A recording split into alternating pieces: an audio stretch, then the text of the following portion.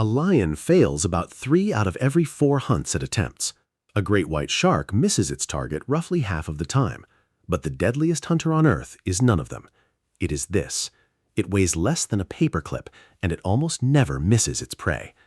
Here on Wild Planet TV, we go where the familiar stops being what it seems. So take a second to subscribe before this fragile insect becomes a monster. Because it was once an underwater predator, it crosses oceans and it hunts like a guided missile. Watch a dragonfly actually hunt, and the numbers stop making any sense. In some studies, it catches more than 90 of every 100 targets, and in certain careful measurements, that number climbs all the way to 95. No large predator on Earth comes anywhere close to that success rate. Not the lion, not the shark, and not the eagle circling above. This is quite simply the most precise hunter in the history of life, and it has been perfecting that craft for 300 million years. Most people glance at it and see a pretty insect by the water. They are actually looking at a machine built entirely to kill. Dragonflies are among the very oldest flying insects on the entire planet. Their ancestors first appeared in the Carboniferous over 300 million years ago. For scale, the dinosaurs only arose around 230 million back. Flowering plants came far later still, near 130 million years ago. Dragonflies already ruled the air before flowers, grass, or birds even existed. Back then, there were only mosses, ferns, horsetails, and vast swampy forests. And in that ancient world, they were built on a very different scale. In the Carboniferous, the air held around 35% oxygen. Today, that same air holds only 21%. Insects breathe through a network of tiny tubes called tracheae, and more oxygen in the air allows an insect to grow far larger. The result was meganeuropsis, a giant cousin of today's dragonflies.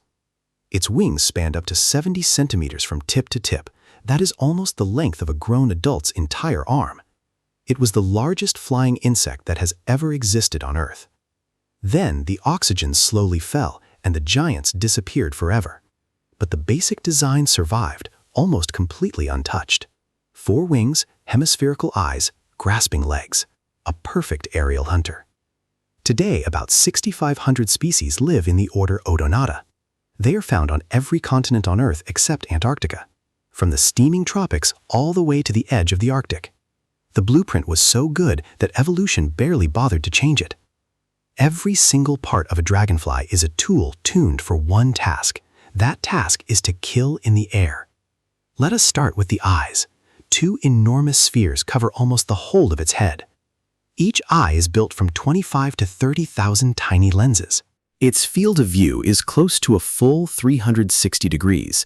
It sees above, below, ahead, behind, and to both sides all at once. The only blind spot is a thin strip directly behind its own head. Around 80% of its entire brain is devoted to processing sight. These are not simply eyes with a brain attached behind them. This is a brain built almost entirely around a single pair of eyes, a living machine constructed, above everything else, to see. Now the wings. There are 4 of them, and each one works alone. In most flying insects, the wings are locked and beak together. In the dragonfly, every single wing has its own set of muscles, so it can fly forward, backward, sideways, and even straight up. It can stop dead in the air and simply hang there, motionless. It can spin a full half-turn almost instantly. Some studies have clocked it flying above 50 kilometers an hour, and for something this small, that is a truly staggering speed. Then there are the legs, 6 of them, all angled forward. Together they form a spiny, bristling, living trap. The dragonfly does not really walk on the ground at all. Its legs are not built for walking. They are built for catching. And here is where the dragonfly becomes genuinely strange. The dragonfly does not chase its prey. Instead, it intercepts it. Most predators in nature simply chase their target down. The lion runs straight at the zebra. The falcon dives at the dove. You see exactly where the prey is, and you go there. But the dragonfly does something far, far smarter than that. It calculates where the prey is going to be a moment later, and it flies to that point, not to where the prey is now. Researchers filmed the hunt using high-speed, slow-motion cameras. They found the dragonfly holds the prey fixed on one point of its eye. As long as the prey stays on that point, the interception is on course. This principle has a name. It is called constant bearing, and it is the exact same logic used by guided missile systems.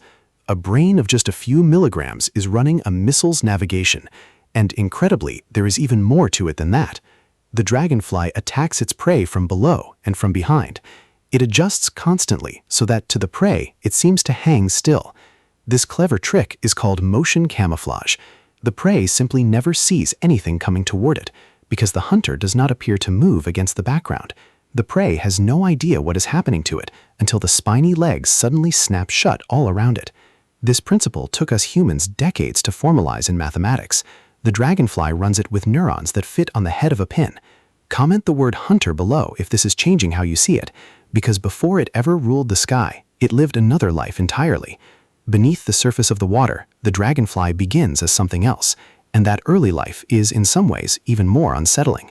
The dragonfly lays its eggs in the water, or on the plants beside it.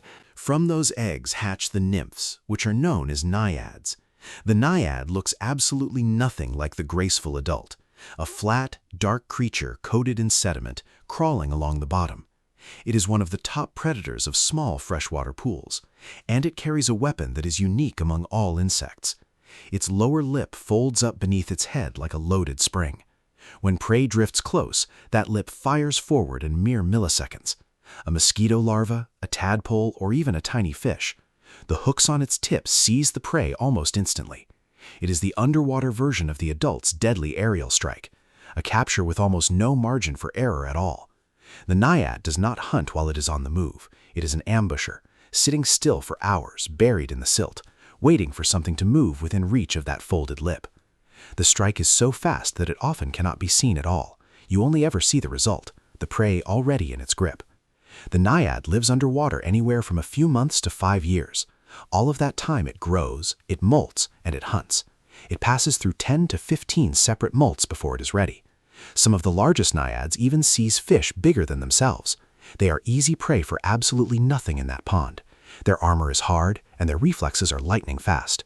And there is one more strange detail about the naiad.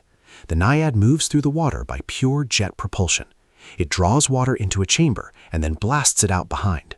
The recoil from that blast launches it forward through the water, a working jet engine built inside the body of an insect larva.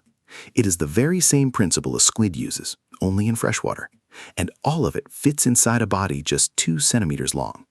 Then comes the moment the naiad waited months or even years for. It leaves the water at last and climbs a stem or a stone, at night or at first dawn when predators are fewest. It grips on tight, and the shell along its back splits open. Slowly, painfully, the adult dragonfly pulls itself out.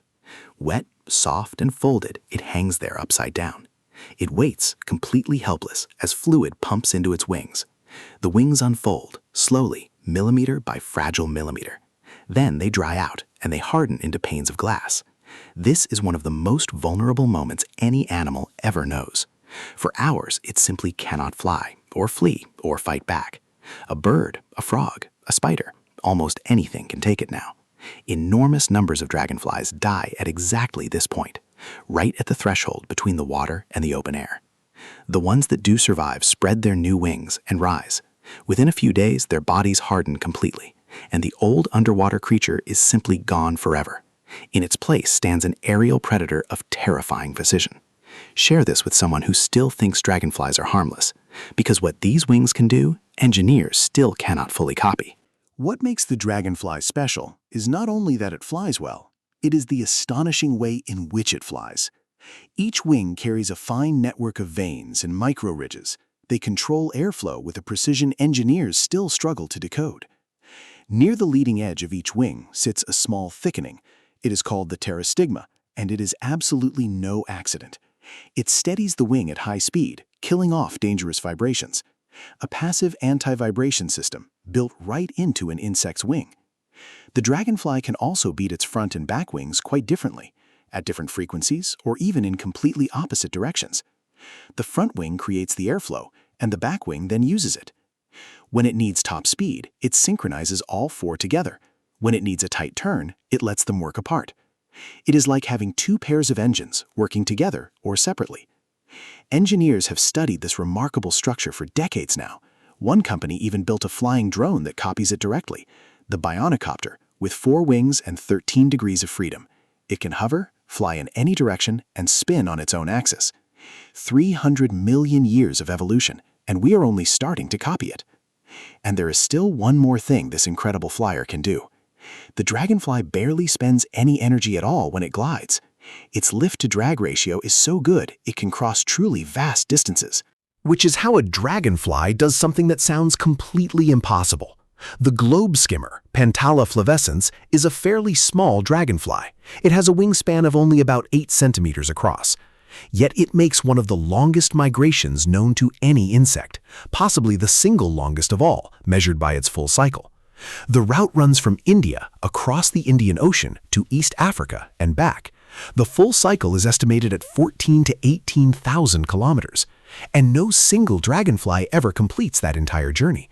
It is a migration carried out across many separate generations. They fly, they breed somewhere along the way, and then they die, and their descendants simply continue on along the route. They ride the great monsoon winds all the way across the sea, and they likely navigate by the polarization of the sunlight. Scientists finally confirmed the route in a rather surprising way. They analyzed hydrogen isotopes in the wings of captured dragonflies. The isotopes proved the insects had not been born on those islands. Captured in the Maldives, they had in fact come from the continent. An insect of just a few hundred milligrams crossing an entire ocean. Not one insect, but whole generations, following a route coded within them, written into a nervous system the size of a single pinhead. When you first hear this, you assume they must mean a bird. They do not. They mean this small and fragile insect. The dragonfly is far closer to us than it might first seem. A single adult can eat hundreds of mosquitoes and flies every day, and its naiads devour the larvae of those very same mosquitoes. So dragonflies are among nature's most effective insect controllers. Where malaria and dengue are deadly, they matter enormously. Destroy the wetlands where they breed, and the dragonflies vanish. Then the mosquitoes surge, and the diseases climb right along with them. Dragonflies are also highly sensitive to polluted water, so their very presence is a signal of a healthy ecosystem. In Japan, the dragonfly is a proud symbol of courage and victory. Samurai warriors carved it onto their armor and their helmets. In old Europe, it was tied to witches and called the devil's needle. More than 90% of its strikes end in a successful kill. No lion, no shark, and no eagle comes anywhere close to that. It was already here 300 million years before we existed. If this changed how you see it, subscribe. Next time, the cicada.